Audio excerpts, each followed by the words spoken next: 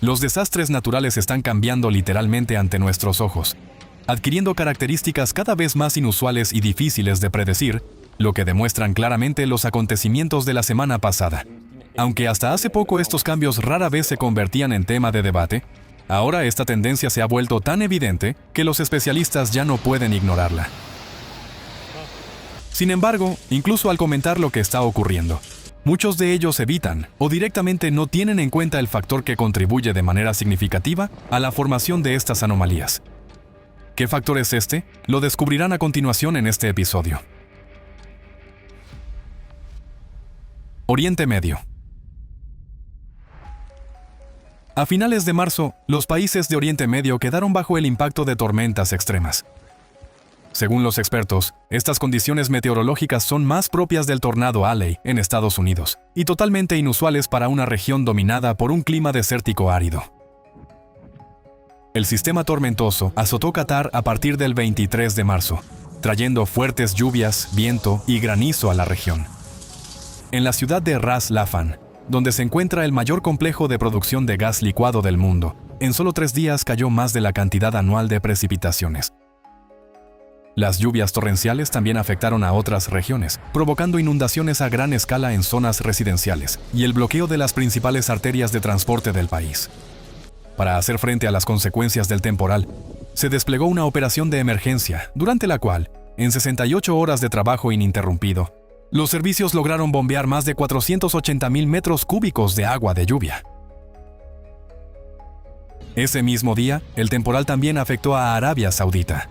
Lluvias con granizo se registraron en la región de Al-Jawf, en el norte del país. El 26 de marzo, en varias localidades de la región de Tabuk, también se registraron fuertes lluvias con granizo. Y en el monte Jabal al-Laus, la temperatura descendió por debajo de 0 grados Celsius y cayó nieve, algo extremadamente inusual para la región en esta época del año. El 25 de marzo, fuertes tormentas con lluvias torrenciales azotaron el territorio de los Emiratos Árabes Unidos. Las precipitaciones intensas provocaron el desbordamiento de los wadis y repentinas inundaciones. El tráfico se vio gravemente afectado, muchos vehículos quedaron inundados y los conductores se vieron obligados a abandonar sus coches directamente en las carreteras. Los servicios de emergencia aún no habían logrado eliminar las consecuencias del temporal cuando, en la noche del 27 de marzo, el país volvió a ser golpeado por un potente sistema de tormentas. Las rachas de viento alcanzaron los 60 km por hora, levantando arena y reduciendo drásticamente la visibilidad. En algunos lugares cayó fuerte granizo.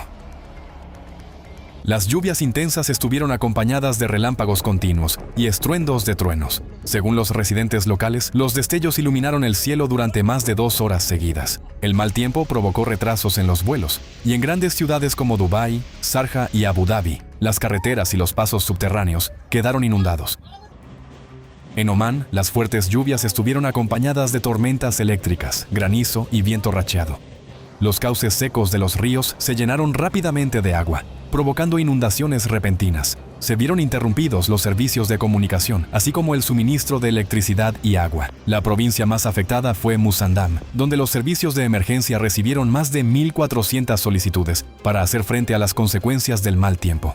En algunos lugares, las carreteras se volvieron intransitables y los habitantes de ciertas localidades quedaron aislados en sus hogares.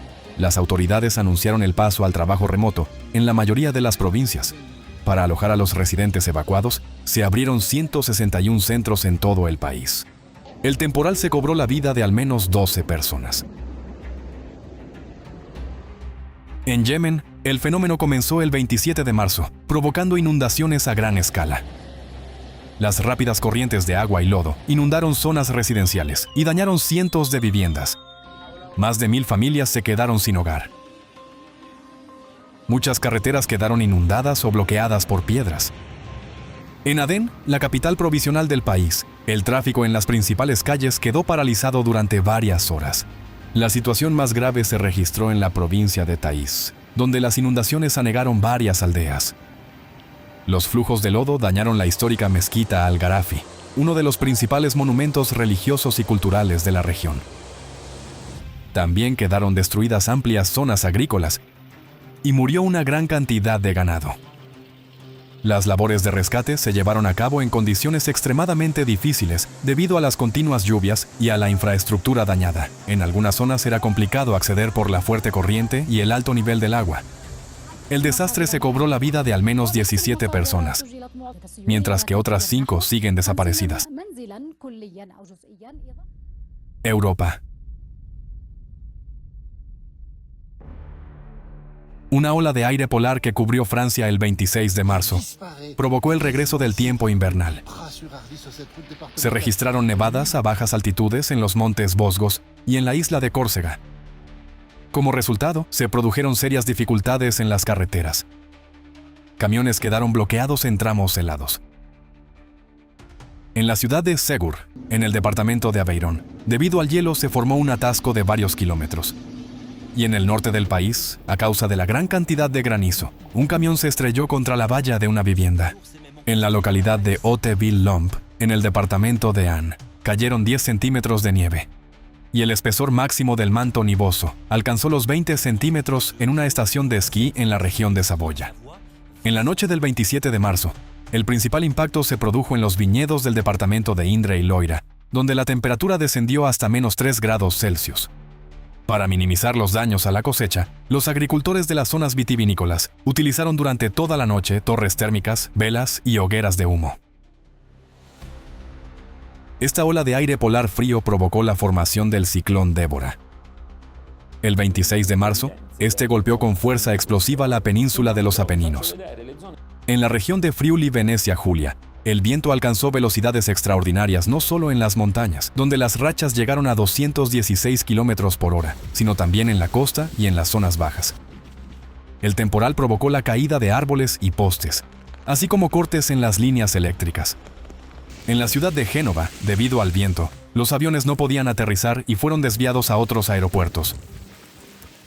En los Apeninos, entre las regiones de Toscana y Emilia-Romagna, los senderos hacia monasterios y refugios para peregrinos quedaron cubiertos por nieve de hasta la cintura. Durante la noche, la temperatura descendió bruscamente entre 10 y 15 grados Celsius. En la carretera provincial hacia el conocido centro de peregrinación de la Verna, un autobús turístico quedó atrapado en la nieve. La maquinaria quitanieves resultó incapaz de hacer frente a tal cantidad de nieve. Y 58 peregrinos, muchos de ellos de edad avanzada, se vieron obligados a continuar a pie.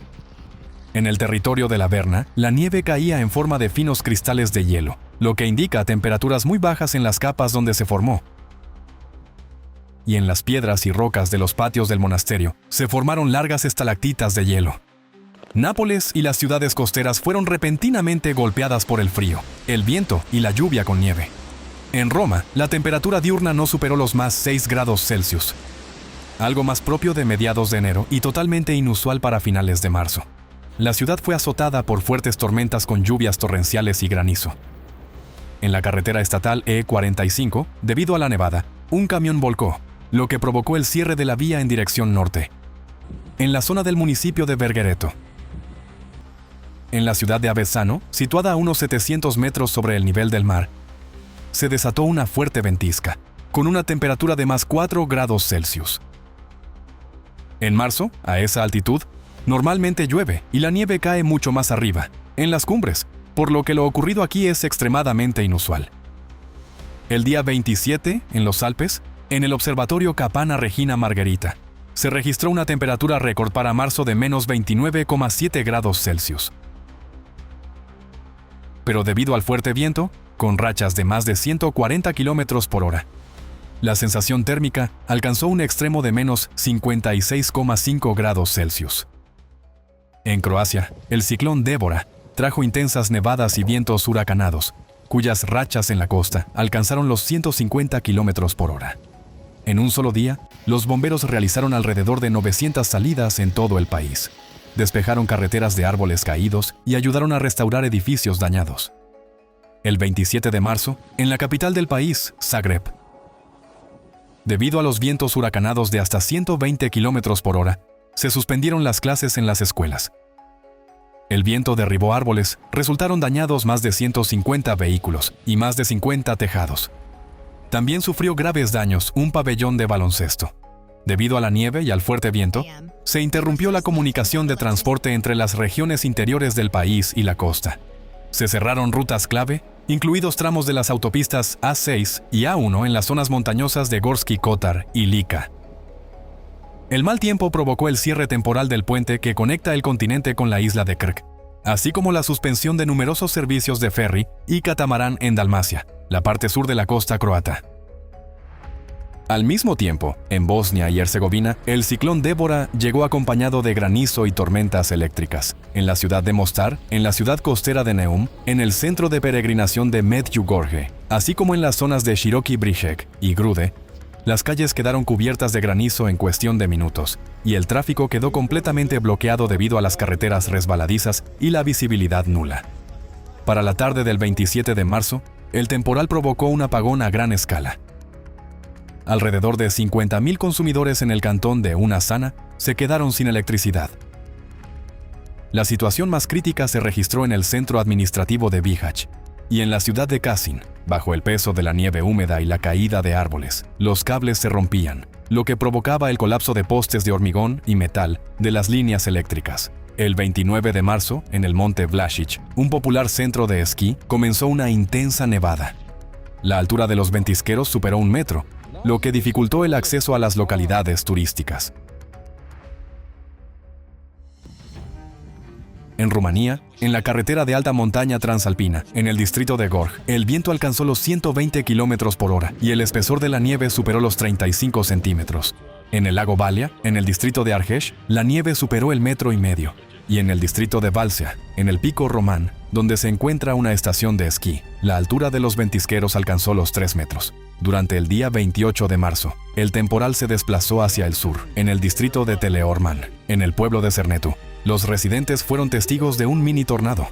En las comunas de Razmirest y Storobaneasa, cayó un fuerte granizo del tamaño de un huevo de paloma.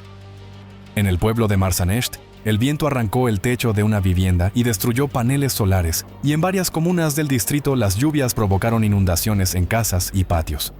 El oeste de Bulgaria, incluida la capital del país, Sofía, la región de Pernik y los alrededores de la ciudad de Kyustendil, quedó cubierto de nieve. En el centro de montaña de Pamporovo, la altura de los ventisqueros alcanzó los 10 centímetros. El 28 de marzo, la ciudad de Krumovgrad y sus alrededores fueron golpeados por granizo del tamaño de una nuez grande. El fenómeno duró unos 15 minutos, dejando las calles cubiertas por una densa capa de hielo. El temporal destruyó cosechas en patios privados, jardines y terrenos agrícolas, dañó los tejados de los edificios y rompió los cristales de los automóviles. A pesar de que el ciclón Débora causó destrucción e importantes daños materiales en los países europeos, no se han reportado datos oficiales sobre víctimas humanas. China. El 29 de marzo, el sur de China quedó bajo el impacto de una potente tormenta convectiva. El principal golpe se produjo en la densamente poblada delta del río Perla. Ya durante el día comenzaron tormentas y lluvias que rápidamente se intensificaron hasta convertirse en fuertes aguaceros. En varias localidades de la provincia de Guangdong, en un solo día cayeron más de 100 milímetros de lluvia. La tormenta estuvo acompañada de granizo y vientos huracanados con rachas de hasta 34 metros por segundo. En la ciudad de Foshan, el temporal dañó las vías ferroviarias, lo que provocó restricciones o la suspensión temporal del tráfico de trenes. Los meteorólogos señalan que en los últimos años en Guangdong se observan cada vez con mayor frecuencia episodios de este tipo de clima convectivo intenso, con tormentas eléctricas, granizo, vientos fuertes y precipitaciones extremas. Y el evento del 29 de marzo se convirtió en uno de los ejemplos más representativos de esta tendencia creciente. Según los datos satelitales, las nubes de tormenta se elevaron por encima de los 12 kilómetros, y la temperatura en sus cimas descendió por debajo de menos 60 grados Celsius, lo que indica corrientes ascendentes extremadamente intensas, que fueron precisamente las que desencadenaron una tormenta convectiva tan poderosa. Al analizar los devastadores acontecimientos de la semana pasada, se puede concluir que detrás de ellos hay algo en común. Les presentamos un fragmento de un análisis científico que ayudará a arrojar luz sobre este factor aún poco conocido.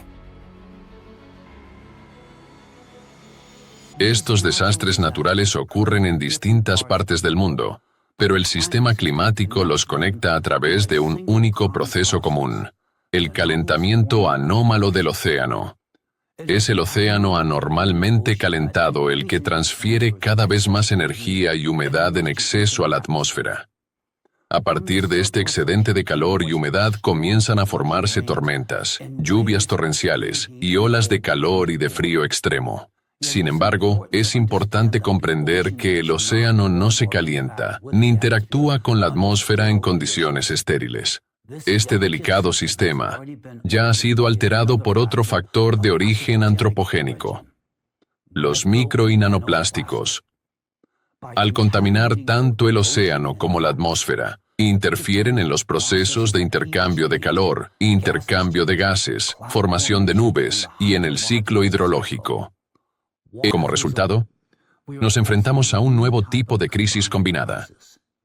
La fuente del calor adicional reside en la intensificación de la actividad geodinámica de la Tierra, mientras que los micro y nanoplásticos bloquean simultáneamente los mecanismos naturales que disipan este calor y alteran los procesos atmosféricos. La humanidad aún no está preparada para una crisis de este tipo. Hoy en día, la ventana de oportunidad para actuar ya no se mide en décadas. Se mide únicamente en años. Y lo digo no como una figura retórica, sino basándome en la velocidad de los cambios que ya estamos observando. El calentamiento acelerado del océano, la profundización de las anomalías meteorológicas, la intensificación de la inestabilidad sísmica y volcánica, y la continua acumulación exponencial de micro y nanoplásticos en la hidrosfera y en la atmósfera. En un contexto en el que el propio océano está cambiando con tanta rapidez, seguir abordando estos problemas al ritmo de negociaciones interminables conlleva riesgos graves. Resulta difícil justificar otros 10 o 20 años dedicados a debatir si nuevos factores son convenientes de reconocer o si encajan ordenadamente en los modelos existentes. A la naturaleza le es indiferente lo cómodas que puedan sentirse las instituciones o cómo se diseñen las estrategias políticas. La física de estos procesos continúa desarrollándose conforme a sus propias leyes, independientemente de nuestras dudas. Les invito a reflexionar seriamente sobre ello, porque merece la pena luchar por la vida.